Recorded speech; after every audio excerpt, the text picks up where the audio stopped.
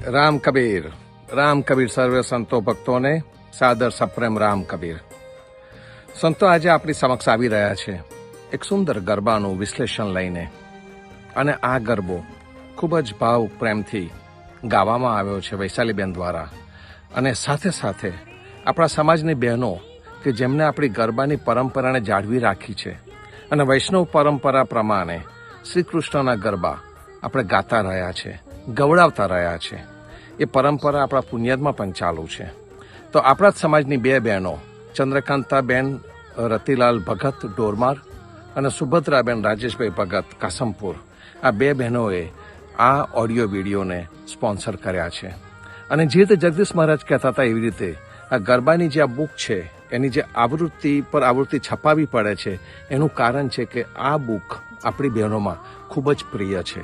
અને કદાચ આપણા સમાજની દરેક બહેનની પાસે આ ચોપડી છે અને હશે જ, ના હોય તો ચોક્કસ જ તમે વસાવી લેજો. તો આની અંદર પેજ નંબર 127 ઉપર ગરબા નંબર 16 છે. અને આ ગરબો જ્યારે આખો વાંચન કર્યો તે વખતે એક કુદરતી રીતે એ ગરબાનું ટાઇટલ આવી ગયું મગજમાં, અને ગરબાનું ટાઇટલ આપણે મૂક્યું છે ધરાની પ્રેમ ગોષ્ઠી. ધરા એટલે ભૂમિ, આપણી પૃથ્વી. એ પૃથ્વી પ્રેમ ગોષ્ઠી કરે છે. આપણને ખબર છે કે પૃથ્વીને આપણે માતા સ્વરૂપે જાણી છે, કારણ કે પૃથ્વી પર આપણો જન્મ થયો છે, પૃથ્વી જ આપણું સિંચન કરે છે, પૃથ્વી જ આપણું પોષણ કરે છે. અને જે પોષણ કરનારી ધરા છે એ ધરાને પણ ફરિયાદ હોઈ શકે. મનુષ્ય જ્યારે પોતાની મર્યાદાની બહારનું કાર્ય એની પર કરવા માંડે, અત્યાચાર ગુજારવા માંડે, તે વખતે ધરાને પણ મનુષ્યનો બોજ લાગતો હોય છે. કારણ કે મનુષ્ય પોતાનો મનુષ્ય ધર્મ સરખી રીતે નથી બજાવતો. પ્રકૃતિના બાકીના બધા તત્વો પોતાનો ધર્મ પોતાની રીતે બજાવી લે છે, ધરાણી પાસેથી કંઈક લે છે અને કંઈક આપે છે. જ્યારે મનુષ્ય જે એવું પ્રાણી છે કે જે ધરાણી પાસેથી લે કરે છે અને પાછું આપવાના બદલે આ ધરાને બગાડતો હોય છે. તો આ ગરબાની શરૂઆત પણ કંઈક આવી રીતે થઈ રહી છે કે જ્યારે ભૂમિ ભાર વધ્યો ગણ્યો ત્યારે ભૂમિ ગઈ બ્રહ્માની પાસે. ભૂમિની ઉપર ભાર વધ્યો, અને આપણને ખબર છે કે ભૂમિની ઉપર ભાર શાનો વધે? તો કે જે મનુષ્ય અત્યાચાર કરતો હોય, મનુષ્ય જે દુરાચાર કરતો હોય, એનો ભાર એની પાસે વધી જતો હોય છે. અને એ વખતે ભૂમિ આકલન કરતી બ્રહ્માની પાસે પહોંચી ગઈ. અને બ્રહ્મા પહોંચ્યા ક્ષીર સમુદ્રમાં, જ્યાં નારાયણ હતા ત્યાં આગળ ગયા. અને બ્રહ્માએ ભજન કર્યું નારાયણનું, જગન્નાથનું, અને કહે છે કે દુનિયા બહુ ત્રાસ પામે છે, તમે એનું કંઈક કરો. અને એ વખતે જગન્નાથ કહે છે, જગતનો નાથ કહે છે કે હું અવતાર લઈશ યદુવંશમાં, અને વસુદેવ પિતા હશે અને દેવકી માતા હશે, ત્યાં આગળ હું અવતાર લઈશ. અને ત્યાં અવતાર લઈને મારે ગોકુળ લીલા કરવી છે. આ પાન નંબર 128 ઉપર પહેલી જ લીટીમાં છે કે મારે ગોકુળ લીલા કરવી છે. ખેલે તે ખરો એટલે કે ભગવાન આપણી વચ્ચે આવે એ પણ એક રમત રમવા માટે આવતા હોય છે. અને રમત રમવા માટે આવતા હોય અને કંઈક આપણને એક સુંદર રસ્તો બતાવીને જતા હોય છે, સમન્વયનો રસ્તો બતાવીને જતા હોય છે. તો જ્યારે કૃષ્ણ ધરતી પર આવ્યા ત્યારે આપણને બધાને ખબર છે કે કંઈક ને કંઈક પ્રકારની અરાજકતા હતી. કંસનું રાજ્ય હતું, કૌરવોની પણ દાદાગીરી હતી, એક બાજુ શિશુપાલ, અને તમે જરાસંઘ, તમે જે પણ બાજુ જાઓ તો અંધાધૂધી બધી બાજુથી ફેલાઈ ગઈ હતી, અને ધર્મ પર અત્યાચાર થઈ રહ્યા હતા. અને આને ધરાનો બોજો ગણવામાં આવે છે. તે ધરાનો બોજો ઉતારવા માટે કૃષ્ણ આવ્યા અને એમણે ગોકુળ લીલા કરી. અને ગોકુળ લીલા તો આપણી ભક્ત સમાજની બહેનોમાં બહુ પ્રિય છે. આપણે સવારે પ્રભાતિયામાં પણ ગોકુળ લીલા વારી ઘડીએ ગાઈએ છીએ. આ ગરબો પણ એટલો મોટો અને એટલો લાંબો ગરબો છે, ઓલમોસ્ટ 4-5 પાના સુધી આ ગરબો ચાલ્યા કરતો, એટલો લાંબો આ ગરબો છે. અને આ ગરબાની અંદર કૃષ્ણ એ આવીને શું કરવું છે ને એનું વર્ણન કરેલું છે.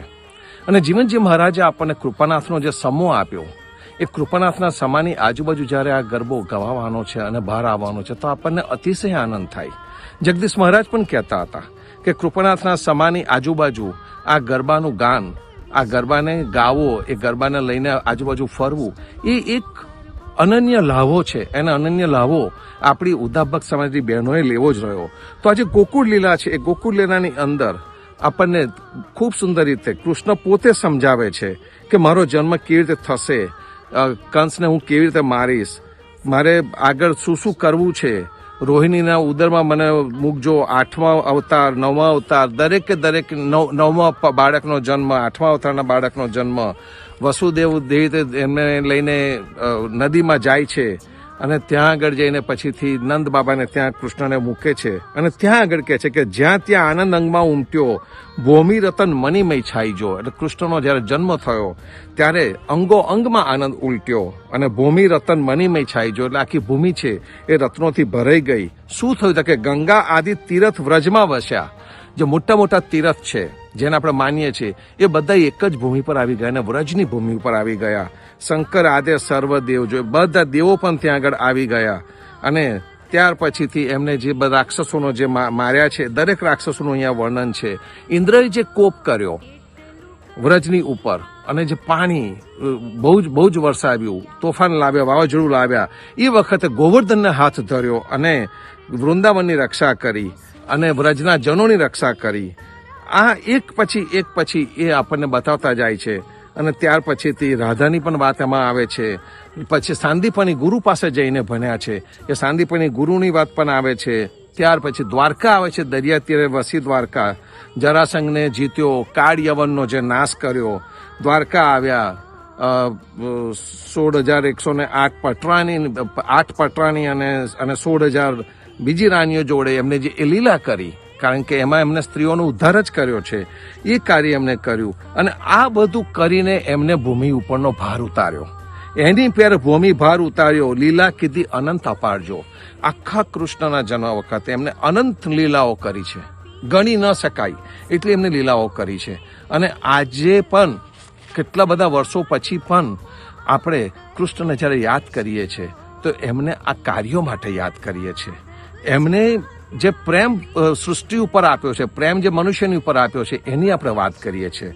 કૃષ્ણને આપણે અનંત રૂપે જોઈએ છીએ. એમાંનું એક એમનું જે રૂપ છે એ સૃષ્ટિને પાલે ને સર્જન કરનાર તરીકે એનું એક રૂપ છે કે એમને પ્રકૃતિ પરનો પ્રેમ આપણો વધાર્યો. એમને તો પોતે વધાર્યો જ, પણ એમને પ્રકૃતિ પરનો પ્રેમ પણ આપણો વધાર્યો. સાથે સાથે આપણું શરીર સારું રહે એટલા માટે એમને દહીં અને ઘીની પણ આપણી સમક્ષ વાતો કરેલી છે. તો આજે લીલા કીધી અનંત અપારજો એનો આજે આ ગરબો છે. અને એ ગરબાને આપણે આજે સમજવાનો પ્રયત્ન કરી રહ્યા છે. એક જગ્યાએ સુંદર વાંચવામાં આવ્યું હતું કે ધરતી અને વાદળ વચ્ચે સંવાદ થાય. વાદળની પાસે તો વીજળીના કડાકા છે અને વીજળીના કડાકા છે એટલે વાદળ કંઈક વાત કરી રહ્યું છે, કારણ કે વાદળ ધરતીને પોષણ આપે છે, એ જળ આપે છે અને એટલા માટે ધરતી એની ઉપકારી છે. તો ધરતી એની સાથે કેવી રીતે વાત કરે? તો કે ધરતી એની સાથે વાત કરવા માટે, કારણ કે ધરતી પાસે કોઈ પણ પ્રકારનો અવાજ નથી, ફરિયાદ કરી શકે તેમ નથી.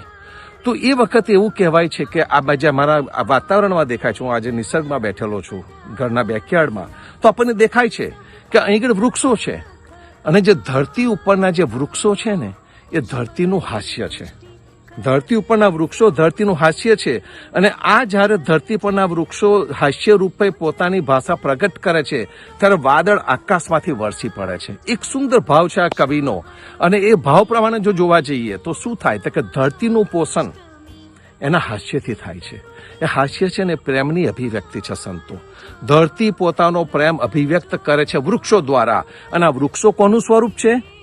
એ વૃક્ષો એ રામકૃષ્ણ સ્વરૂપ છે. અને એવું કહેવાય છે કે રામ અને કૃષ્ણના જન્મની પહેલા પ્રકૃતિ પહેલા આવી ગઈ હતી.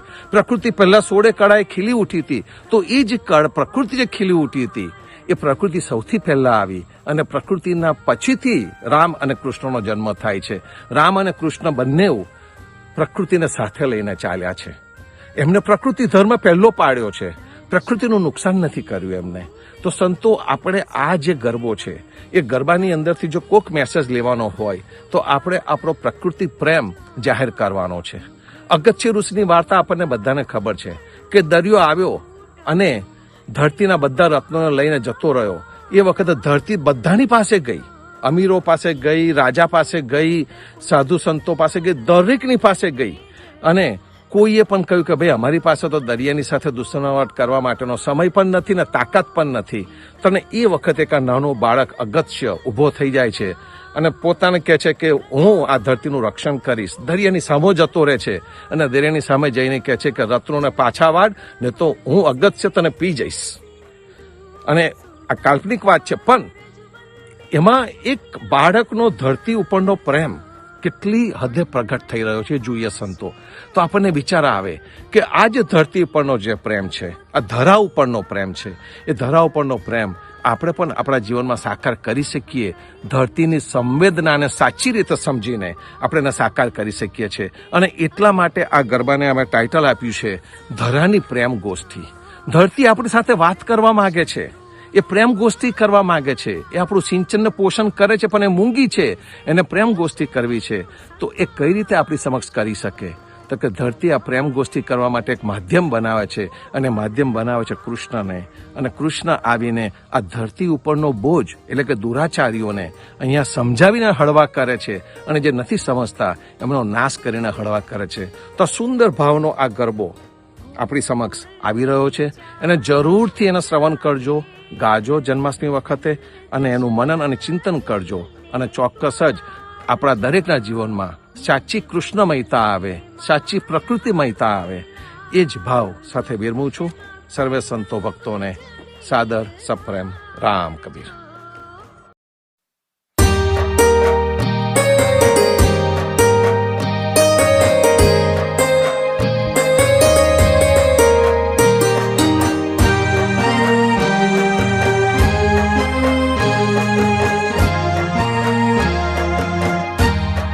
જ્યારે ભૂમિ ભાર વધ્યો ઘણો, ત્યારે ભૂમિ ગઈ બ્રહ્માની પાસ જો.